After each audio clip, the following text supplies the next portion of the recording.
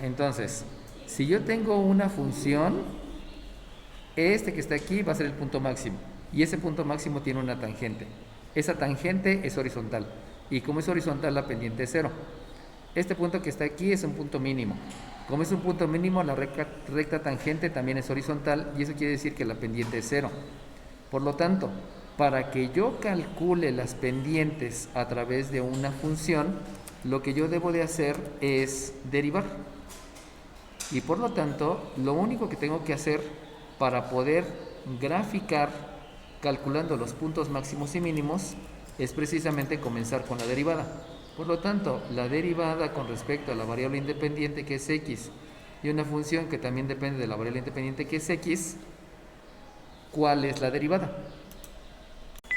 La derivada es, debido a que es una suma y una resta, debe de ser la suma y la resta de las derivadas. Por lo cual, la derivada de una potencia es el exponente por la base elevado al exponente que tenía menos 1. Por eso aquí estoy escribiendo un 2. Luego, como la función tiene una resta, voy a escribir la resta de la siguiente derivada. La siguiente derivada es una constante por una función. Por lo tanto, es la constante multiplicado por la derivada de la función. Pero como la derivada de la función es una potencia, entonces voy a escribir primero al exponente multiplicado por lo demás. Por eso, esta constante por este exponente me da un 4. Por la base, que es x, elevado al exponente que tenía menos 1, que me da precisamente 1. Y esa fue la derivada del segundo término. Luego, como hay una suma, voy a hacer la suma de la siguiente derivada.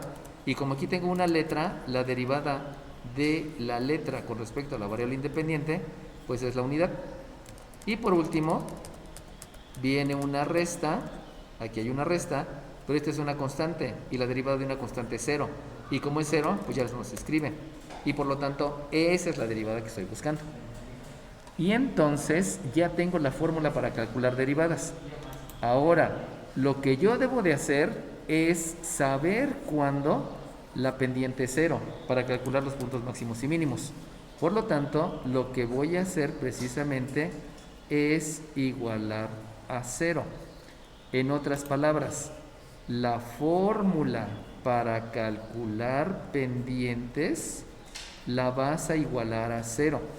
Ahora la pregunta es, si tú estás igualando a 0 la primera derivada, con esto que acabo de hacer, ¿qué es lo que van a calcular?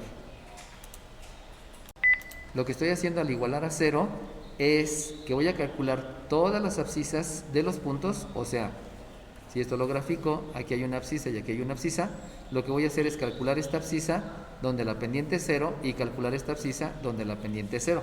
Eso es lo que voy a hacer. Y entonces si voy a calcular las abscisas, ahora debo de resolver esta ecuación. ¿Cómo se resuelven esas ecuaciones? 31. Dime. Para resolver esas ecuaciones hay dos formas. La primera forma es factorizar y la segunda forma es completar el trinomio cuadrado perfecto. Entonces, como está así media tranquila la ecuación, vamos a intentar factorizar en lugar de completar el trinomio cuadrado perfecto. Acuérdense que para factorizar yo tengo que elegir este número y entonces hago el producto. Si hago el producto de estos dos números, el resultado del producto de esos números es 3. Por lo tanto, necesito ver cuáles son las parejas que multiplicadas me dan 3. Y las parejas que multiplicadas me dan 3, pues nada más es 1 por 3. Ah, no, también es 3 por 1, pero es la misma pareja. Entonces nada más hay una pareja. Entonces, vamos a revisar si esa pareja, utilizando una suma o una resta de estos dos números, me da por resultado el menos 4. Y si se dan cuenta, sí es posible. Eso quiere decir que por el método de factorización, estoy haciendo el método de factorización porque se ve muy simple, resulta que yo puedo escribir 3x cuadrada y puedo escribir el más 1 igual 0. Pero el método de factorización me está mencionando que tú debes de escribir precisamente, lo voy a escribir con otro color para que lo detecten, lo puedan observar. Van a escribir estos dos números de tal manera que me dé por resultado el término lineal. O sea, para que me dé el término lineal, debo de escribir un menos 3 y un menos 1. Pero como son términos, deben ser términos semejantes, pues lo hago con respecto al término x. Aquí, por ley de la suma, sabemos que el resultado es sumar los números y dejar el signo que predomina, que es el negativo, y me da menos 4x. Conclusión, sí se puede factorizar. Y entonces, ya que empecé a factorizar y que precisamente el método de factorización que voy a utilizar es uno que se denomina de la forma ax cuadrada más bx más c, donde aquí estoy mencionando que esta a implica que hay un coeficiente en el término cuadrático, por eso sé que ese es el nombre de la forma de factorizar. Entonces vuelvo a continuar la factorización, pero la factorización se va a hacer por máximo común divisor. Y ahí no hay tanto problema, porque ya saben que el máximo común divisor es el número que divide a los dos, el número mayor que divide a los dos, pero también va a ser el factor común que va a tener la peculiaridad de tener el exponente menor. Entonces, bajo esas dos consideraciones, vamos a calcular el máximo común divisor de esta primera pareja. Y si hago el máximo común divisor de la primera pareja, pues me doy cuenta que el número que divide a los dos y que es el número mayor, pues precisamente es el número 3. Y me doy cuenta que el factor común es la x, pero el exponente menor es el 1. Por lo tanto, el máximo común divisor es 3x. Y llámese el método. El método de máximo común divisor es precisamente realizar la división. Por lo tanto, si 3x cuadrada la divido entre 3x, dividiendo elemento entre elemento, es más entre más, 3 entre 3, 1, y x cuadrada entre x, con leyes de los exponentes, pues me da la x. Acuérdense que todas las leyes que utilizo están involucradas ya en el método de factorización, ¿no? Y luego me voy a la siguiente.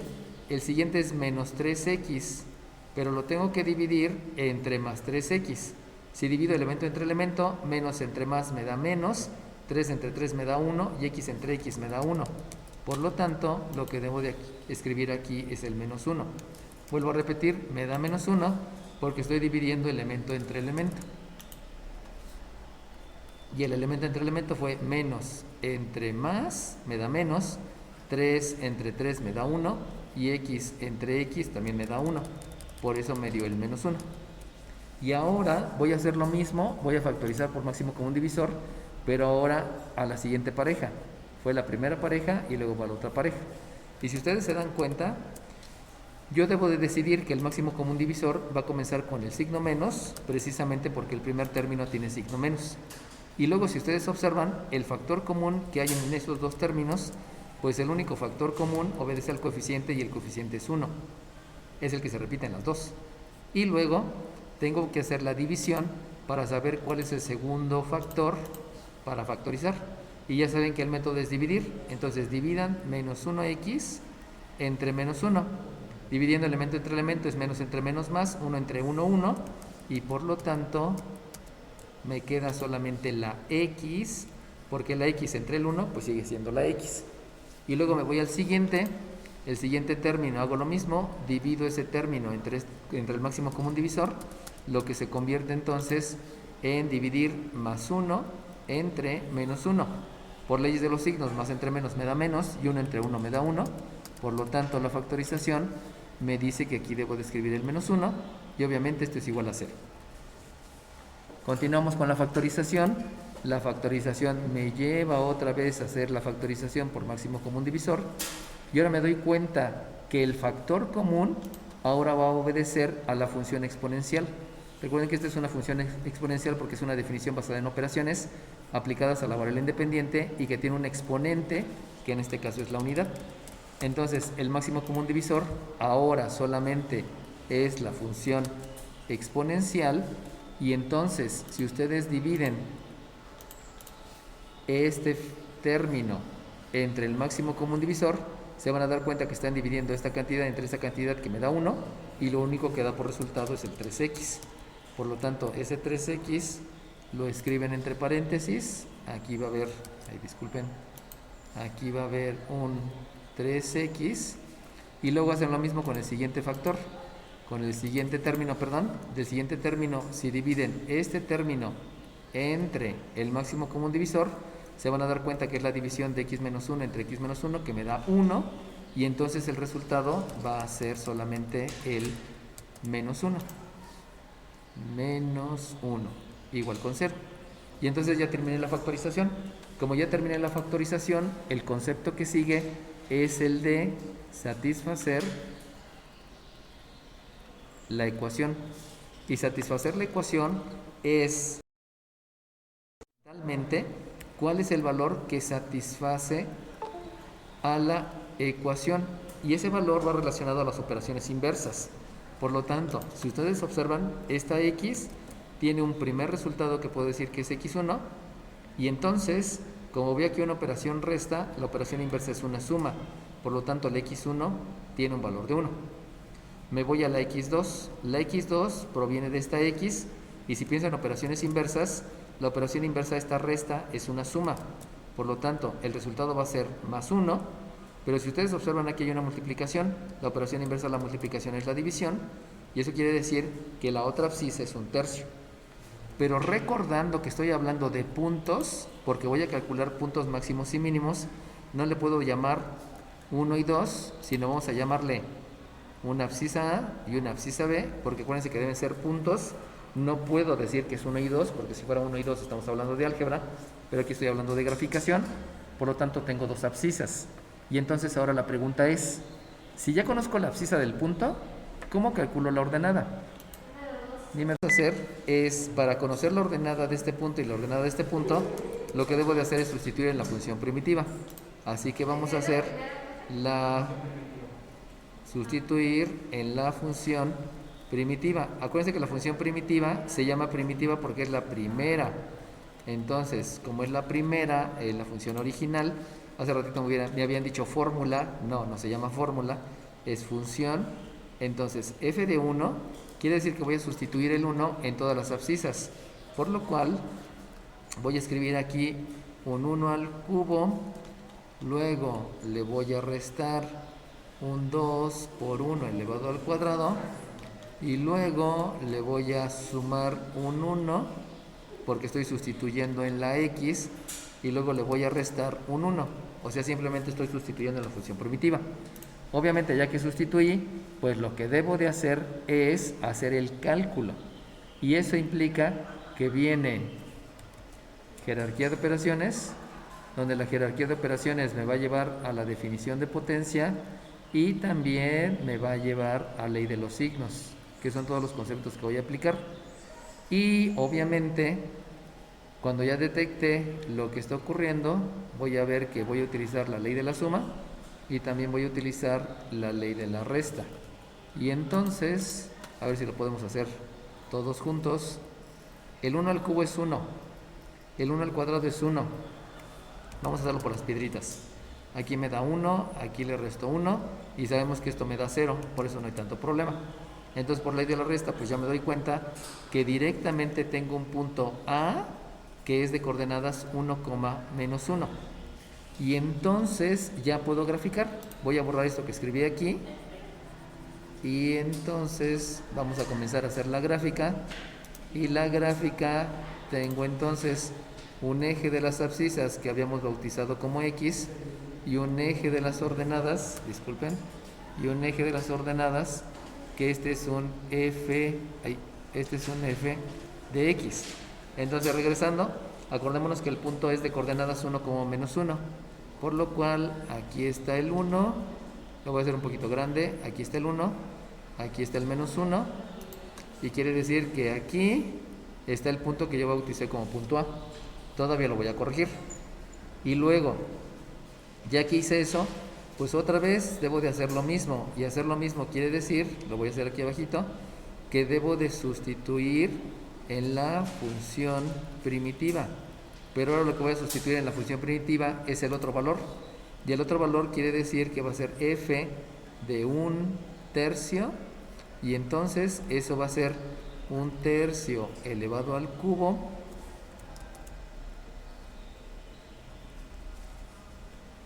menos 2 que multiplica a 1/3 más 1/3 menos 1.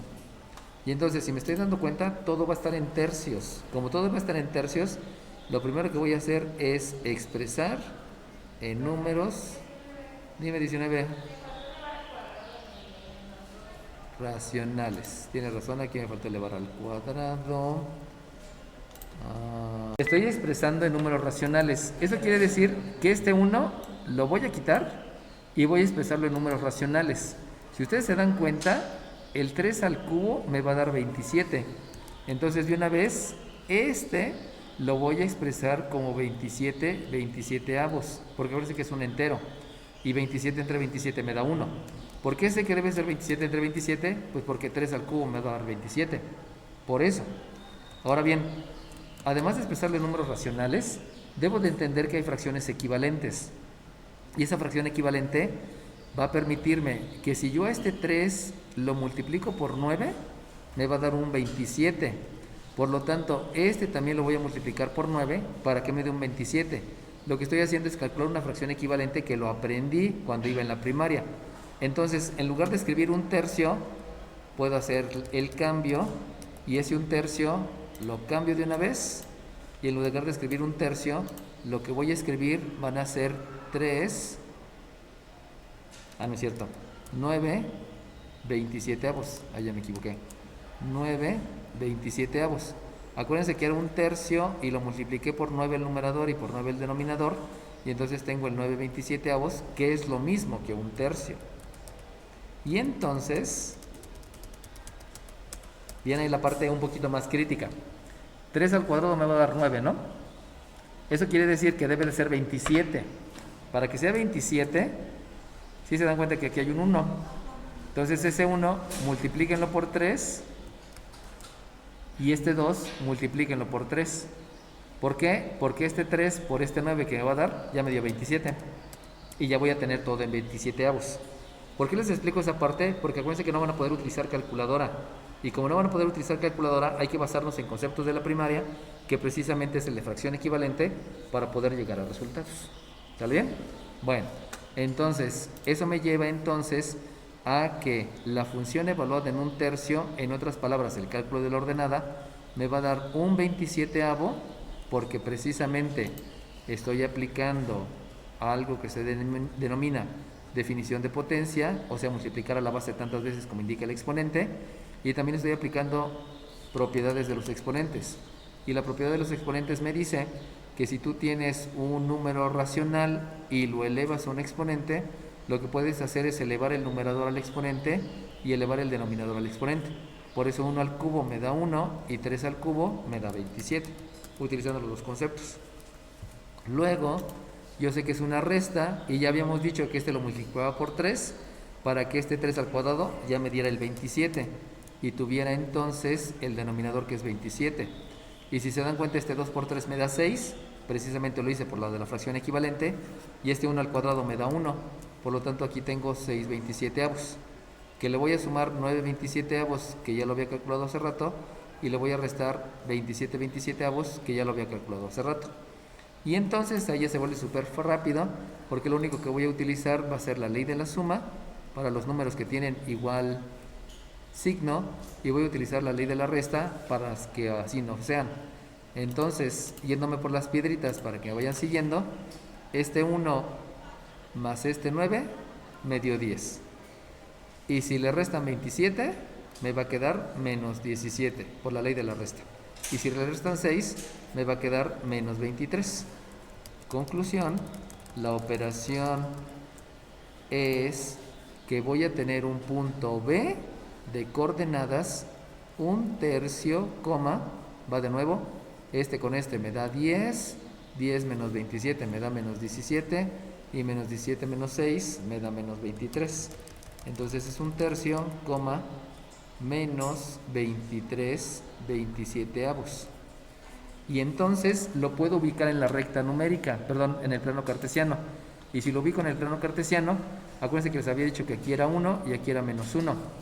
Por lo tanto, el 1/3 va a quedar por aquí así más o menos, ¿no? Y el menos 23 menos 27avos va a quedar por aquí así. O sea, no va a llegar hasta la división. Vamos a hacerlo un poquito más grande para que se vea, porque si no puedo causar aquí alguna confusión por la posición. Vamos a decir que hasta por acá es el 1 y hasta por acá es el menos 1. Entonces este fue el primer punto. donde ese primer punto A habíamos dicho que era de coordenadas 1, menos 1. ¿Sale bien?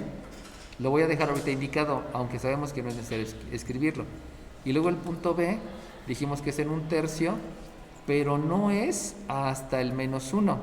Si se dan cuenta que es poquito antes del menos 1. Por lo tanto, lo voy a ubicar tantito por aquí arriba. Lo hice así para que se vea un poquito mejor, ¿no? Entonces, este punto B, le voy a escribir las coordenadas, es un tercio, menos 23 27 avos. Sabemos que no se escriben, pero lo escribo ahí nada más para que quede más visual. Ahora bien, si se acuerdan de la circunferencia y de lo que les expliqué en la circunferencia, solamente de ver con sus ojitos de la cara, díganme, ¿cuál es el punto máximo? Nada más de verse, o sea, no hay como que pensarle mucho, me doy cuenta que el punto máximo es el punto B. ¿Por qué? Pues porque está más arriba. Es la única razón, ¿no? Y entonces, por ese simple hecho, porque yo veo que está más arriba, yo puedo hacer la siguiente afirmación. Si este es el punto que está más arriba, y por lo tanto no se llama punto B, sino se denomina punto máximo, y este que está aquí no se llama punto A, sino se llama punto mínimo, vamos a ponerle punto máximo y punto mínimo, yo puedo hacer la suposición que como es una gráfica, entonces la gráfica viene subiendo hasta el punto máximo, luego la gráfica baja hasta el punto mínimo y luego la gráfica, si se dan cuenta que si es el mínimo, pues es el de hasta abajo, ¿no? Entonces debe de volver a subir. Y ya hice la gráfica. ¿Sale bien? Sin necesidad de mucho. Solamente entendiendo que por la definición que les dije de la circunferencia, que fue una mala referencia, pero me ayuda posicionándome en la etapa del kinder, aquí hace una curva porque fue el punto máximo, y luego se regresa al punto mínimo, y luego hace una curva para arriba, porque precisamente es el mínimo, y el otro es el máximo.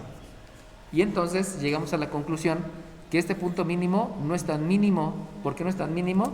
Porque si se dan cuenta, aquí hay puntos que están más mínimos, están más abajo. Y también este punto no es propiamente el máximo, porque de este lado hay otros que están más arriba. Conclusión, esos puntos se llaman punto mínimo local, punto máximo local y punto mínimo local. Y entonces ya puedo empezar a entregar mis resultados.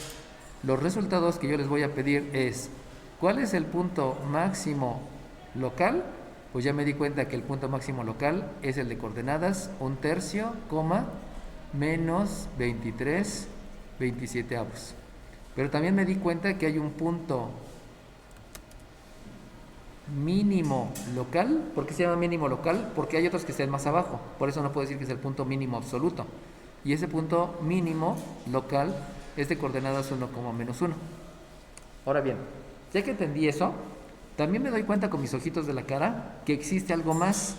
Y lo que existe es algo que se denomina intervalo de crecimiento. O sea, en otras palabras, donde yo observo con mis ojitos de la cara que va creciendo. Y pues donde va creciendo hay que entender que siempre es de izquierda a derecha. Por lo tanto, de izquierda a derecha, si se dan cuenta, aquí va creciendo la función. O sea, aquí va subiendo la función, va pronto.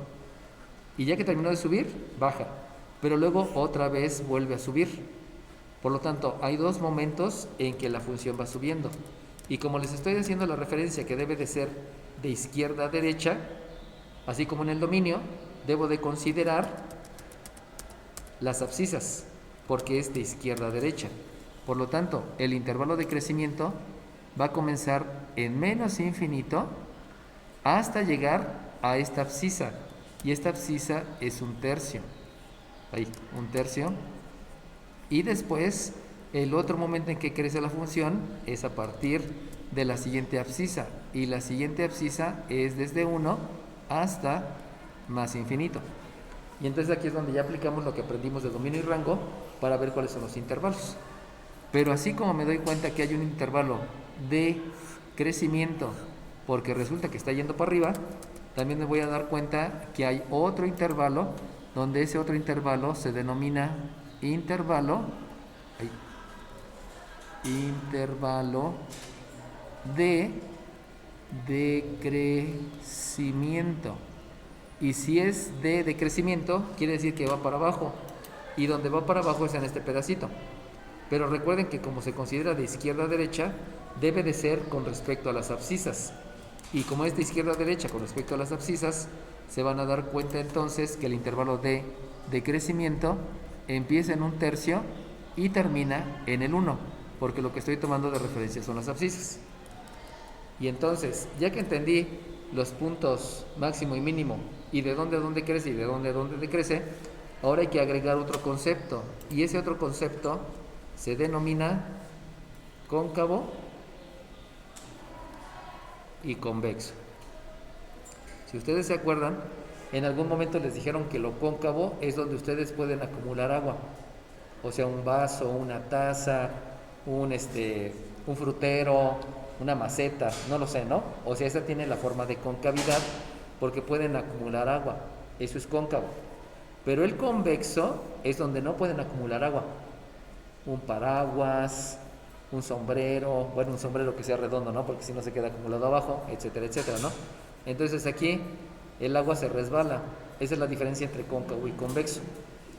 Y entonces se van a dar cuenta con sus ojitos de la cara que aquí se acumula agua.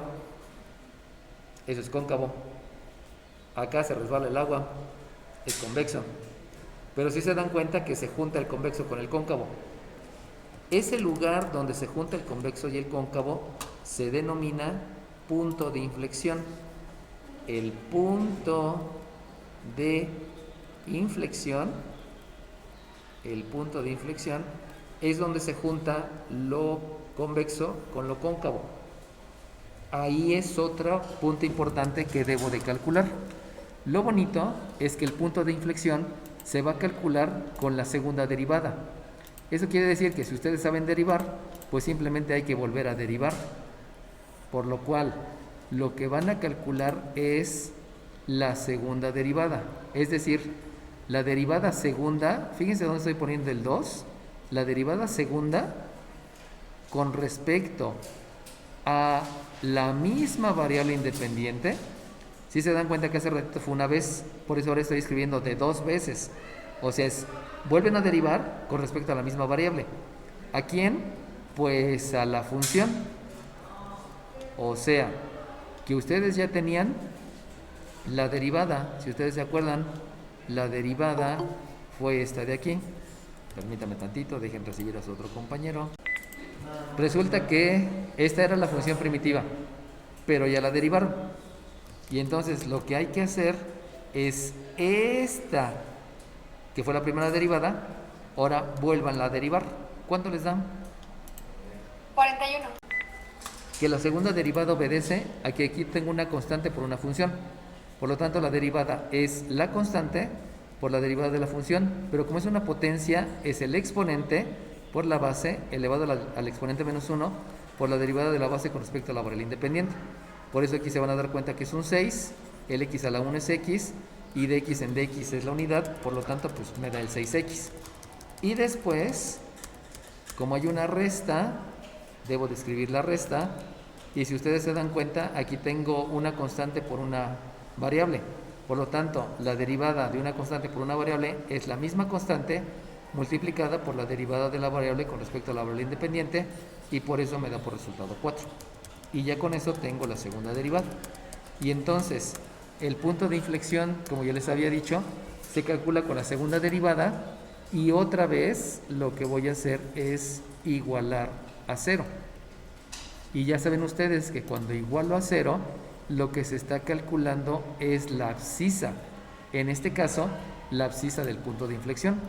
Por lo cual, si se dan cuenta, aquí no hay tanto pleito, porque lo único que hay que aplicar son operaciones inversas. Y si aplico operaciones inversas, aquí hay una resta. La operación inversa es... disculpen. La operación inversa es una suma. Y aquí hay una multiplicación. La operación inversa es una división. Pero si se dan cuenta, se puede dividir entre el mismo número, lo que implica que además de la operación inversa, ustedes pueden simplificar la fracción. Y si simplifican la fracción, acuérdense que les había dado 4/6, la fracción simplificada, entonces me lleva a decir que la abscisa del punto de inflexión es 2/3. Y si ya conozco la abscisa del punto de inflexión, pues con la mano en la cintura puedo conocer la ordenada. ¿Cómo conozco la ordenada? 39. Para calcular la ordenada, lo único que deben de hacer es sustituir en la función primitiva. Y si sustituyen la función primitiva, me va a quedar que la función en 2/3 se va a calcular como 2/3 al cubo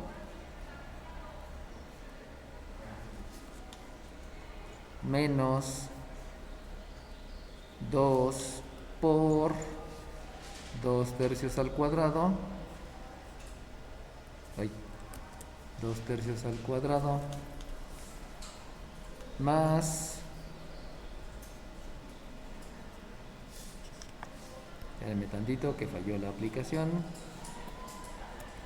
más 2/3 más, no es menos 1.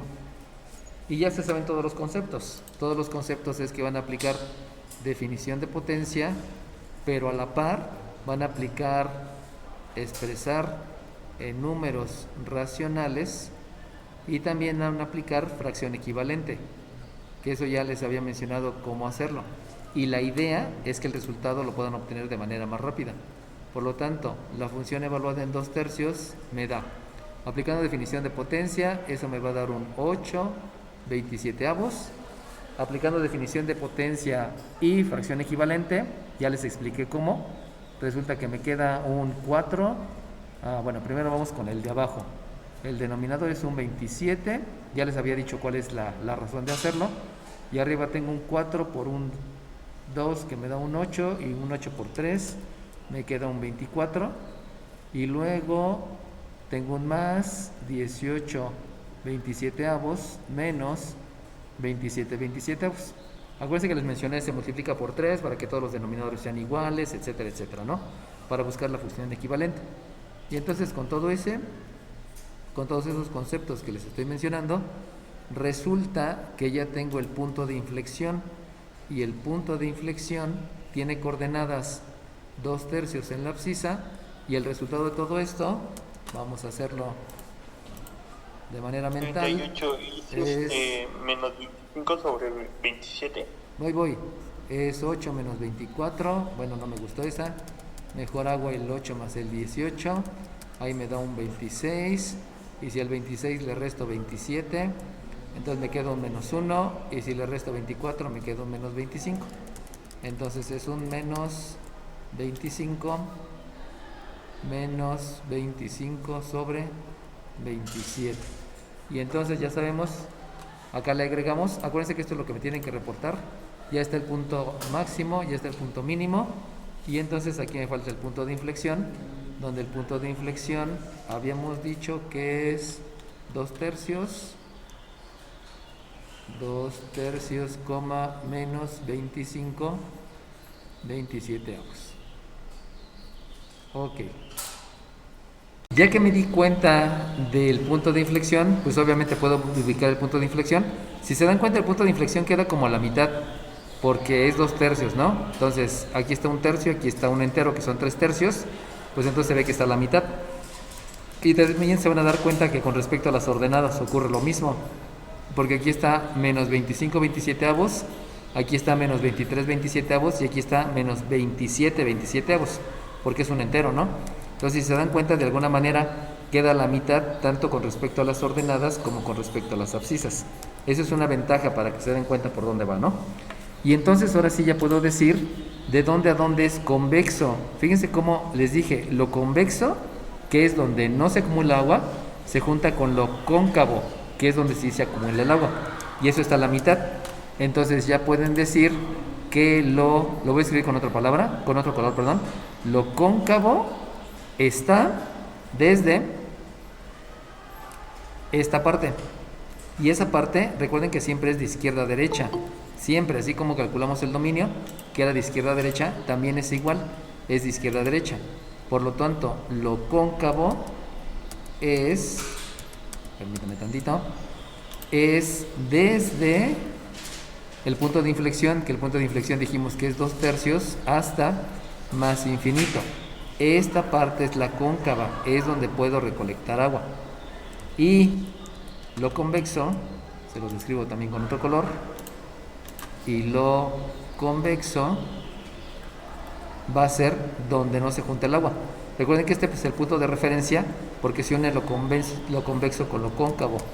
Y entonces, considerando que siempre es de izquierda a derecha, disculpen, como siempre es de izquierda a derecha, entonces lo convexo viene desde menos infinito y llega hasta este punto de inflexión, donde dijimos que ese punto de inflexión es 2/3. ¿Sale bien? Si tú te das cuenta, el punto está entre paréntesis, el punto está entre paréntesis, el punto está entre paréntesis, pero los intervalos también están entre paréntesis. Entonces pareciera que todos son puntos, pero no. Por eso aquí estoy mencionando intervalo, intervalo, y aquí estoy diciendo cóncavo y convexo. Entonces ese cóncavo y convexo no es un punto, sino es un intervalo. Es de dónde a dónde empieza lo cóncavo y de dónde a dónde empieza lo convexo. Aquí posiblemente sería tal vez bueno decir intervalo de concavidad, aunque con que tú digas solamente dónde es cóncavo, pues de acá para acá, ¿no? Y entender que eso no es un punto, sino es un intervalo. Entonces, si se dieron cuenta, aquí fue rápido, porque la misma ubicación de los puntos me dijo este es máximo, este es mínimo, ya. No hubo como que pensarle mucho. Pero va a haber ocasiones en las que sí tenga que decidir cómo va la gráfica.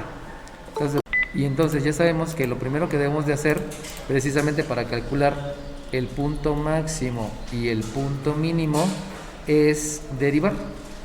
Y por lo tanto, si yo derivo, pues ahí como que no hay que pensarle mucho, porque sabemos que la derivada con respecto a la variable independiente de la función que depende de la variable independiente, pues simplemente es 3x cuadrada, ya no hay tanto que buscarle. Dime, sabemos que una vez que derivamos, esta derivada estuvo súper rápida, lo que debemos de hacer es igualar a 0 para que tú calcules las abscisas de los puntos.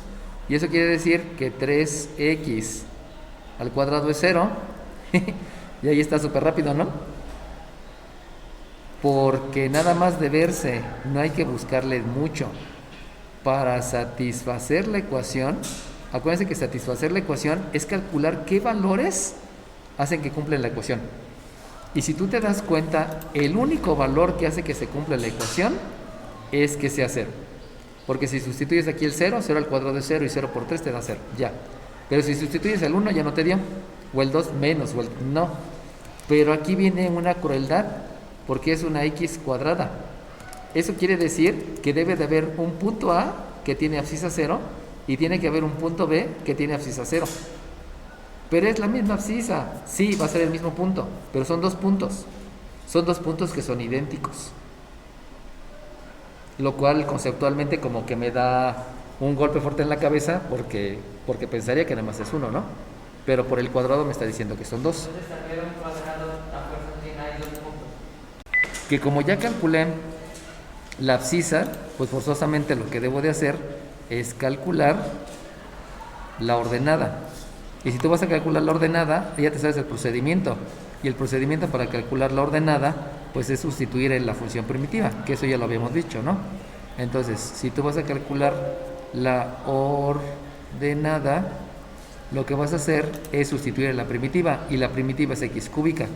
Por lo tanto, f de 0 es 0 al cubo, y entonces ya te das cuenta que el punto A tiene coordenada 0,0 y el punto B también tiene coordenada 0,0. Y entonces ya me dio miedo. ¿Por qué? Pues porque se supone que yo debo de calcular un punto máximo y un punto mínimo, pero tengo dos puntos iguales, pero uno es máximo y el otro es mínimo. ¿Pero por qué? No entiendo. ¿Cómo pueden ser dos puntos, uno máximo y uno mínimo, pero es el mismo? Y peor tantito. ¿Y entonces cómo está la gráfica? Pues no sé, ¿no? Porque si se dan cuenta que no sé cómo va ese asunto. Entonces, como yo no sé qué va este asunto, lo que hago es auxiliarme de lo que yo ya sé. Y yo sé por seguro que la derivada es una fórmula para calcular pendientes. ¿Pendientes de quién? Pues la pendiente, que acuérdense que la pendiente es una inclinación, me va a calcular una inclinación de las tangentes. Y acuérdense que la recta tangente son las rectas que le tocan en un punto a la curva. Por lo tanto, lo que voy a hacer es sugerir, acuérdense que eso ya lo habíamos hecho, voy a sugerir una abscisa a la izquierda y voy a sugerir una abscisa a la derecha. Por lo tanto, la más fácil, la abscisa a la izquierda es -1 y la abscisa a la derecha es 1. Pero eso lo voy a hacer para saber qué es lo que está pasando con la curva. Por lo tanto, lo que vamos a hacer es calcular la pendiente en la abscisa -1, pero también voy a calcular la pendiente en la abscisa 1. Y por lo tanto, si vas a calcular pendientes, ¿qué es lo que vas a hacer? ¿Por qué debo de sustituir en la derivada? Pues porque la derivada es una fórmula para calcular pendientes. Entonces, si tú quieres conocer la pendiente, o sea, la inclinación de la recta tangente a la izquierda, pues sustituye en la derivada, y lo mismo en la derecha. Por lo tanto, la derivada sabemos que es 3x², y eso quiere decir que tú vas a escribir 3 por -1 al cuadrado. Y acá también es 3 por 1 al cuadrado. Pero si ustedes se dan cuenta, debido a la jerarquía de operaciones, o sea, cuál es la que hago primero y cuál hago después, y que obviamente necesito aplicar definición de potencia, y también obviamente debo de aplicar ley de los signos, 36. porque ahí me hace falta. Dime 36. Las dos harían 3 positivos. Ok, sí, eso ya lo sabía, era lo que les iba a decir. Eso quiere decir que la pendiente en la abscisa -1 es 3 y la pendiente en la abscisa 1 también es 3. Eso quiere decir que son positivas. Y si son positivas, ahí viene lo importante. Por ser positivas quiere decir que la pendiente sube. Y la pendiente sube. Entonces, la gráfica a la izquierda tiene que subir y a la derecha tiene que subir. ¿Sí se dan cuenta que esto no es subir? Conclusión, la gráfica tiene que subir a la izquierda, pero si sube, quiere decir que viene por acá. Y luego llega a un máximo que también es mínimo, y después sigue subiendo.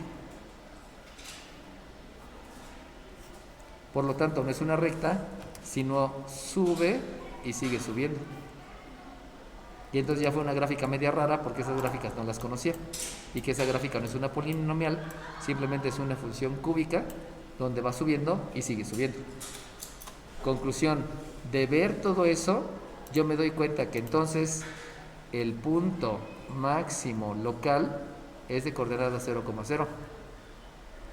Pero el punto mínimo local también es de coordenada 0,0. Hay dos, un máximo y hay un mínimo. ¡Qué miedo! Y luego vamos a ver el intervalo de crecimiento. Y el intervalo de crecimiento es donde va para arriba. ¿De dónde a dónde va para arriba? Pues va para arriba de -infinito hasta 0. Muy bien. Porque en 0 es máximo. Y acuérdense que en máximo no hay crecimiento, porque la tangente es horizontal. Unido con 0 hasta +infinito. ¿Sí se dan cuenta? O sea, en los dos lados crece, pero no puedo incluir al punto máximo, porque es el máximo. Y luego, el intervalo de crecimiento, ahí no existe. Acuérdense que esa letra mayúscula invertida y tachada quiere decir no existe. Y entonces me doy cuenta que lo que me hace falta es el punto de inflexión. Por lo tanto, para el punto de inflexión sabemos que otra vez debo de derivar. Y si voy a derivar, habíamos dicho que se va a escribir la segunda derivada con respecto otra vez a la misma variable independiente, de la función que depende de la variable independiente.